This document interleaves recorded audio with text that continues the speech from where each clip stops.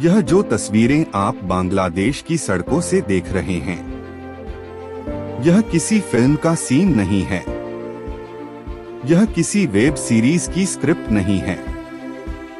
और यह social media पर फैलाया गया कोई बढ़ा चढ़ाकर किया गया झूठ भी नहीं। यह एक ऐसा सच है जो कैमरे में कैद हो चुका है, लेकिन जिसे देखने के बाद भी दुनिया ने चुप रहना चुन लिया है, क्योंकि यह सच असहज करता है। यह सच सवाल पूछता है, और यह सच हमें हमारी ही इंसानियत का आईना दिखाता है। बांग्लादेश में एक व्यक्ति को भीड़ ने घेर लिया, लाठियों से पीटा, आग से जलाया और उसकी मौत को सैकड़ों मोबाइल कैमरों ने रिकॉर्ड किया, जैसे कोई इंसान नहीं, कोई तमाशा खत्म किया जा रहा हो।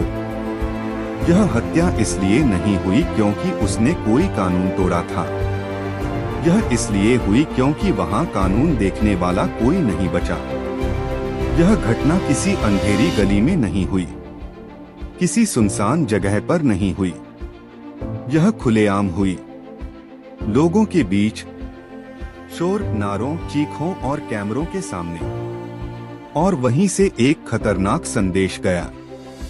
अगर आज यह देखकर भी हम चुप रहे, तो कल किसी और को इसी तरह मार दिया जाएगा, सिर्फ उसकी पहचान की वजह से। उसकी पहचान कि वह हिंदू था। यहीं से सवाल पैदा होता है, क्या बांग्लादेश में अब हिंदू सुरक्षित हैं? क्या बांग्लादेश उसी रास्ते पर बढ़ रहा है जिस रास्ते ने कभी पाकिस्तान को अंधेरे में धकेल दिया था? क्योंकि यह सिर्फ एक हत्या नहीं थी, यह एक सिस्टम की विफलता थी। मारने वाले सिर्फ वही नहीं थे जिनके हाथ में लाठी या आग थी। मारने वालों में वो खामोश लोग भी थे जो चारों तरफ खड़े थे और देखते रहे। वो डर भी शामिल था जिसने किसी को आगे बढ़ने नहीं दिया, और वो नफरत भी जिसने इंसान की पहचान को उसकी मौत की वजह बना दिया। याद रखिए, भीड़ अचानक पैदा नहीं होती। भीड़ सालों की चुप्पी, राजनीतिक सहूलियत और धार्मिक उकसावे से बनती है। और भीड़ की सबसे खतरनाक चीज उसका गुस्सा नहीं, उसकी गुमनामी होती है। भीड़ में हर कोई मारता है ताकि कोई जिम्मेदार न बचे। जिस व्यक्ति को इस भीड़ ने मारा, उसका नाम था दीपू चंद्र दास।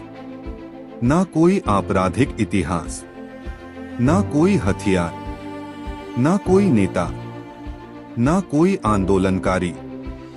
एक आम इंसान जो बस शांति से जीना चाहता था।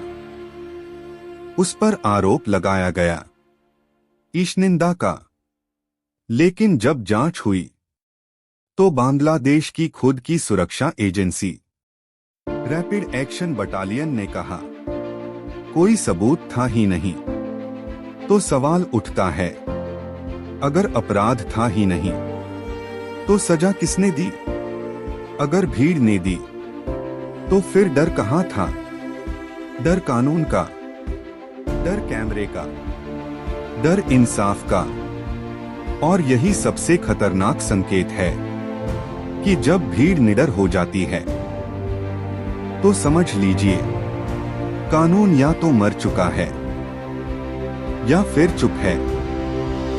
और यह डर भावनाओं से नहीं आया, यह डर घटनाओं से पैदा हुआ है। 2024 और 2025 में बांग्लादेश के अलग अलग इलाकों में हिंदू बस्तियों पर हमले हुए, घरों को जलाया गया, दुकानों को तोड़ा गया, मंदिरों को निशाना बनाया गया।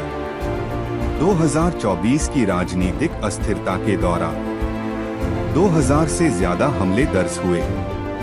यह व्हाट्सएप फॉरवर्ड नहीं है, यह रिपोर्टेड फैक्ट है।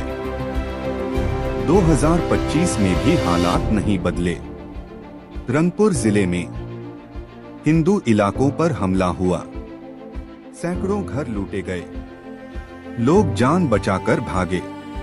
पुलिस मौजूद थी, लेकिन हिंसा नहीं रुकी।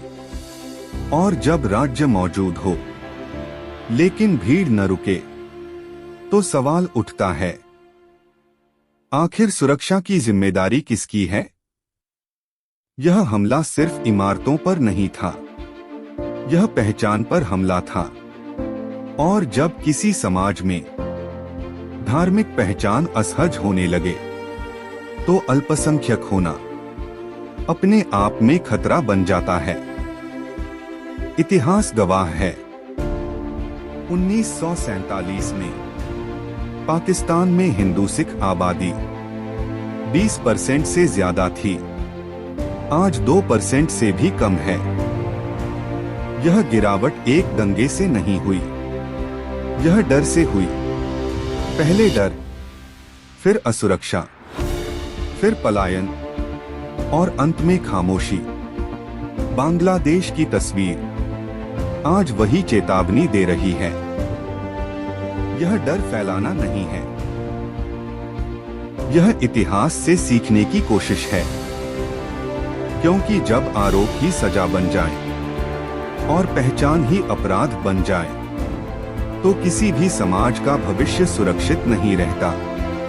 आज सवाल यह नहीं है कि दीपू चंद्र दास को क्यों मारा गया, सवाल यह है, अगला नाम कौन सा होगा और हम कब तक इसे आइसोलेटेड घटना कहकर टालते रहेंगे?